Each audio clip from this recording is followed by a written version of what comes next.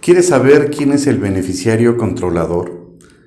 Quisiera saber cuáles son sus obligaciones, qué sucede si el contribuyente no envía la información del beneficiario controlador. ¿Sabes quiénes son los asesores fiscales? ¿Cuáles son las sanciones que puede llegar a tener, incluso hasta de 22 millones de pesos por multa de parte del SAT? ¿Cuáles son las causales para que la autoridad determine la restricción temporal de certificados sellos digitales? ¿Cómo se integra este famoso órgano colegiado en materia de razón de negocios? Son una de tantas preguntas que vamos a tratar de plantear para presentar esta nueva obra que ponemos a sus órdenes en unos segundos. No se vayan.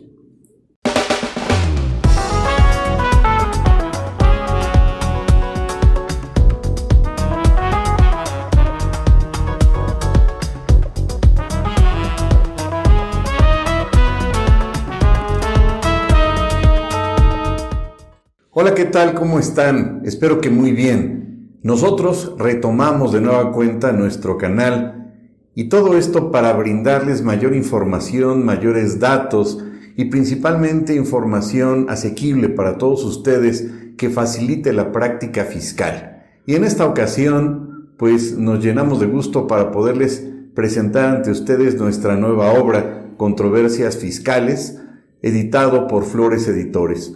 Un libro que pues nos tardamos 3 años en elaborar y en el cual presentamos ante ustedes un análisis concienzudo, un análisis a detalle de distintos temas que a partir de 2020 se han llevado a cabo y ya desde antes, en 2014, en las reformas al Código Fiscal. Un libro que ha sido diseñado particularmente para ustedes y en donde analizamos temas diversos que por supuesto se presentan bajo la luz, bajo la óptica de su legalidad, de su presunta inconstitucionalidad y de su presunta inconvencionalidad. En el aspecto de legalidad se analiza para ver si se cumple cabalmente con algunos precedentes que ha fijado la Corte y también, por qué no decirlo, con algunos precedentes que ha fijado el Tribunal Federal de Justicia Administrativa. Temas vigentes, temas que sin lugar a duda han generado mucho conflicto con los contribuyentes y, por supuesto, nuevas obligaciones a cargo de los mismos.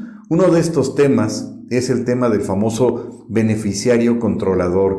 ¿Quién es el beneficiario controlador? ¿En qué casos la autoridad puede quitar ese famoso velo corporativo y con ello una serie de obligaciones nuevas, no solamente para las empresas, sino también para los notarios, para los corredores públicos, de hacer asequible, de enviar directamente a la autoridad esta información? ¿Cuántos de ustedes o cuántas empresas que ustedes representan ya cumplieron con esta obligación? Recuerden todo lo que esto puede implicar y el hecho de que la autoridad, además de que se presente esa información, pues también les puede requerir información adicional. Otro de los temas que también se abordan en este libro, porque déjenles comento que son 13 capítulos, pues son temas diversos como por ejemplo el tercero colaborador fiscal.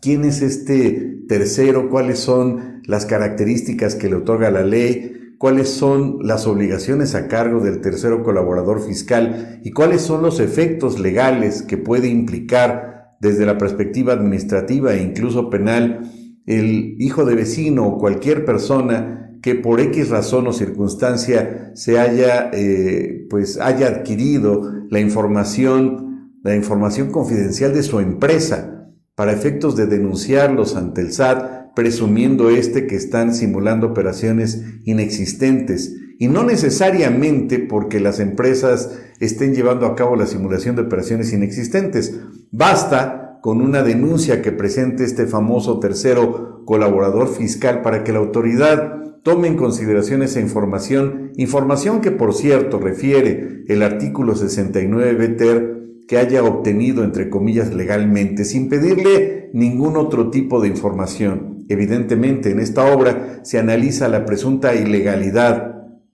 que aporta este tercero, puesto que estas pruebas que exhibiera o que presente ante la autoridad serían ilícitas. Sin embargo, no basta con que se considere o que a la luz del derecho se pueda considerar que estas pruebas sean ilícitas. Es necesario, es menester que el afectado presente todo un procedimiento, denuncia a este tercero para efecto de exhibir como prueba ilícita, en su caso, vía juicio de nulidad, estas pruebas inválidas.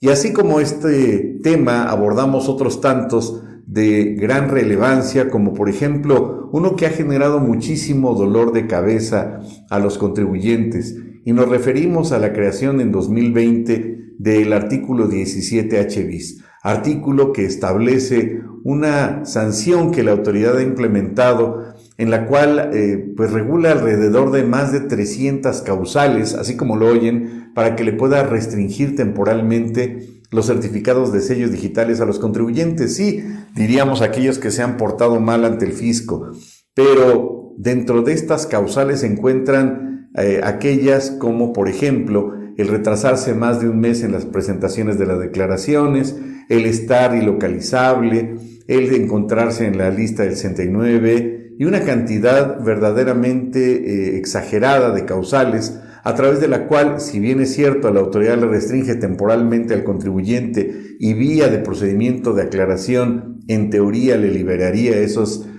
certificados digitales, en la práctica vemos que la autoridad pues no ha llevado a cabo tan exactamente el cumplimiento de esos derechos del contribuyente o de esas obligaciones a cargo del SAT, y lo único que genera es ese problema de no poder acreditar esa situación vía procedimiento por vía de buzón tributario, y que continúe esa restricción que se puede prolongar por mucho tiempo. ¿Y qué empresa puede sostener su operación sin tener válidamente aprobados o teniendo restringidos estos certificados de sellos digitales? Realmente ninguna.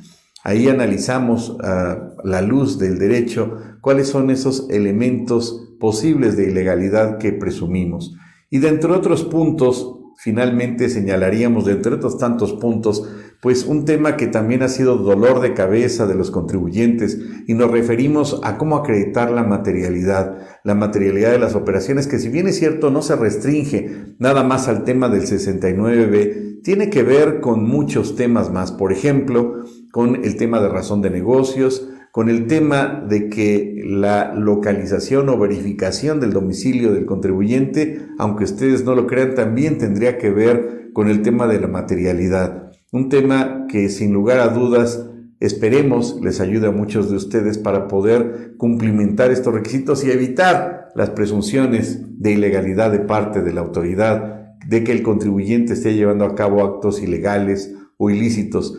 Y finalmente señalaríamos un tema que es muy reciente, que se publicó en el Diario Oficial de la Federación el día 27 de diciembre del año pasado, y nos referimos a estas reglas que estaban pues tan esperadas por todos nosotros, las cuales regulan por primera vez esta reforma que se creó en el artículo, más bien que se incorporó en el Código Fiscal en el artículo 5A sobre el tema de razón de negocios. Todos sabemos que este concepto de razón de negocios, regulado por primera vez en nuestro país en el 5A del Código Fiscal, única y exclusivamente lo puede llevar a cabo o verificar la autoridad a través de las facultades de comprobación. Eso es lo que establece el 5A, y ahí nos define qué es el beneficio económico razonablemente esperado, etcétera.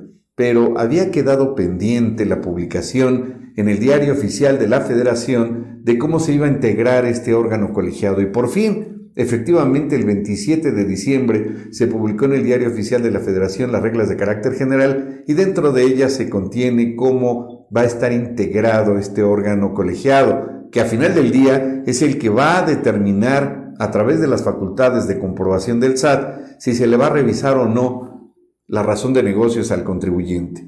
Lo que ponemos en tela de juicio desde una perspectiva y una óptica jurídica es si un órgano colegiado establecido única y exclusivamente en reglas de carácter general o conocidas en la doctrina como reglas pararreglamentarias puede establecer este tipo de obligaciones en un ordenamiento inferior y no en la ley. No se pierdan esta obra que ponemos a su disposición y que ojalá les aporte nuevos elementos, nuevos horizontes para la defensa fiscal, que ponemos a sus órdenes en nuestra página de internet www.juanraulopezvilla.com, o también en nuestras redes sociales en Facebook como Juan Raúl López Villa o Raúl López. Muchas gracias por el favor de su atención